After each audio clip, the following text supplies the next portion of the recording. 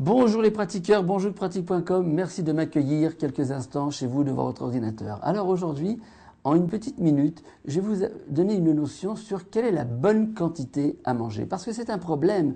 Quand on est chez maman, mange ton assiette. Quand on va au restaurant, on veut terminer son plat. Quand on achète un sandwich, on veut le terminer parce qu'on l'a payé. Et justement, quelle est la bonne quantité d'un repas pour chacun d'entre nous?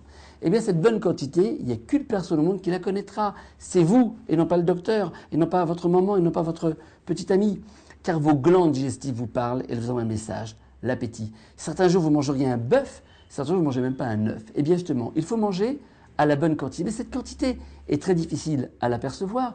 Et il y a des choses, des astuces pour savoir si on est plein ou pas plein, si on est rassasié ou pas.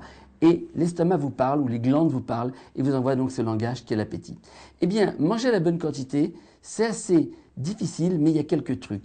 Et surtout, il faut savoir quoi mélanger quand on mange la bonne quantité. Alors, manger la bonne quantité, c'est manger avant d'être rassasié. Terminer avec un soupçon de faim. Terminer, comme disait Centenaire, avec une poire pour la soif, une petite place pour le dessert. Il faut laisser toujours un petit soupçon, et c'est ça la bonne quantité. Elle est variable d'un jour à l'autre, d'une personne à l'autre, et ne vous forcez pas à manger.